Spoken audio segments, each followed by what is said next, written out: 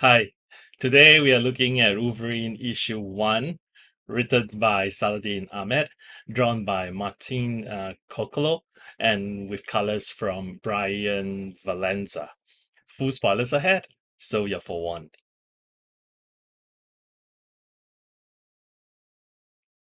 I'm surprised that I like this. Oh, wait, of course I do. It is not written by Percy.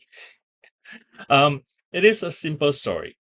Wolverine wanted to get away from everything and chose to be naked and run with his new pack, a pack of wolves. Hi, future Tyler here. Am I the only one who read the narration in the beginning with David Attenborough's voice in my head? Um, Cyber. Oh boy, it has been a while since we last saw him, and I honestly cannot remember who or what he is. Anyway, Cyber is hunting Logan for some reason and started killing innocents that he came across in the frozen tundra to get Logan's attention. Well, that is why there is a recap of who Cyber is and how he's related to Wolverine. Lots of narration boxes, which might turn some people off, especially if they are modern comics reader.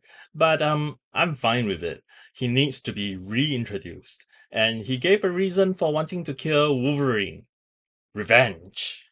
Well, but before he got what he wanted, Nightcrawler showed up with Logan's costume, wrapped up in a package for some reason. I like the juxtaposition of an enemy and a friend looking for Wolverine, and that the inner monologue are from their perspective and not Wolverine's. Um, did you notice that Kurt hugged a fully naked Logan? No, I did not. But sexy X-Men are back this week. Um, so it had been a couple of months after the events of Uncanny X-Men 700. I'm not sure I buy Logan's distraught with what Xavier's did. Nor the end of Krakoa if we were to judge by Percy's run.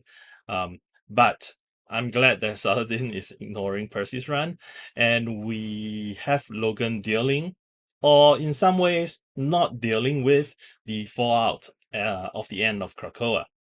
Yeah, I mean, I like that Sutherland is pulling out some classic lines with the X-Men, but having Kurt delivers them instead. Like, I'm the best at what I do.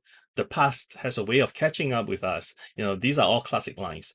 And I like that Wolverine is going the route of ignoring the bigotry and letting those people be killed. It is not very heroic, but I'm taking it as Saladin saying, ignore this nonsense editorial direction. But I kid. Yeah. Logan was saying that so that Cyber will ignore the innocents, and if Cyber is out to hurt him by killing them, the best way to deal with it is to make it seems like he does not care, which he does, as shown in the inner monologue later in this issue. So Cyber got Logan's attention, and Logan beat the shit out of him, but not before Cyber shot and nearly killed Kurt, which he reminded Logan of when he cowardly ran away. The verbose nature of the inner monologue is, in roughly the first half of the issue, is balanced by the fast-paced, brutal action in the second half. And this issue reads pretty fast, even though it is a supersized issue 1. Yeah. When I got to the end of the issue, I was like, wait, that's it? Um, I mean, in the end, we get this weird metal thing that comes out of the ground and took over Cyber and make him go or something. Um, it is something, but until we know more, I'm sort of okay. That happened. Yeah, agree with that. I wasn't particularly intrigued on the reread, except that we might be getting all the adamantium characters popping up and maybe turning gold. In the bonus page, we get Lady Deathstrike, also with adamantium, and also trying to kill Logan. So it is kind of boring to me. let's hope we are not doing a everyone tries to kill Logan series. I like the art. All the characters looks good, whether they are standing or fighting. Close-up shots of faces looked excellent. Emotions were expressed really well. The environments were detailed enough, and I love the animals, the wolves, the dead deer. Um, I love Logan's hair. Um, it is kind of weird to put it this way. Like, not one single thing stood out as exceptional, but everything as a whole did. So it is really, really well drawn. Yeah. I mean, Logan is also drawn at the right height. He is a short dude. I'm glad he's drawn as that here. And his extra large, like signature hair, honestly looks really, really good.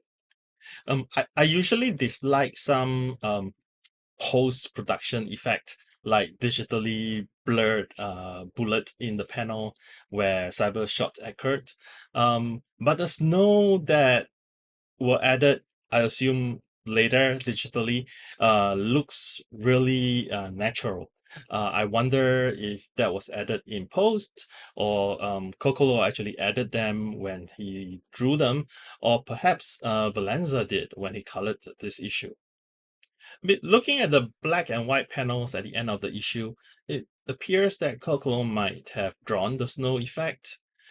Though on second thoughts, it might be a grayscale version of the finished panel. So I'm not 100% sure. Talking about colors, I said that Valenza's color might have fought the art in Avengers issue 17, but here it works and complements the art very well. Yeah.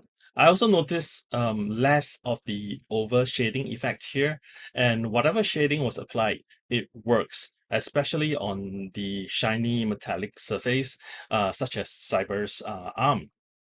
And the snowy backdrop, being almost monotone, also help the characters pop, especially with Wolverine's yellow and blue costume.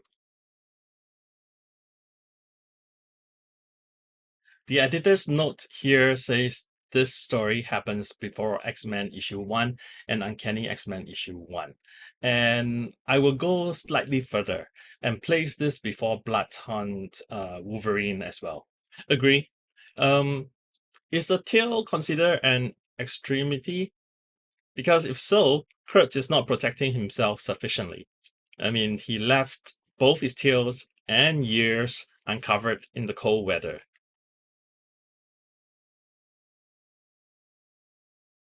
So, in conclusion, this is a fast-paced comics. Saladin near the characters' voices, and the art is very good.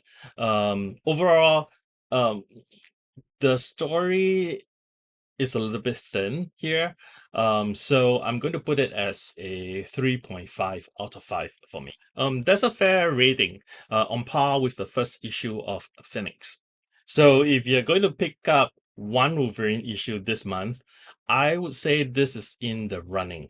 The only reason I'm not saying that this is the one to pick up is because there is another Wolverine issue this week that I quite enjoy, and we still have two other Wolverine books coming out this month.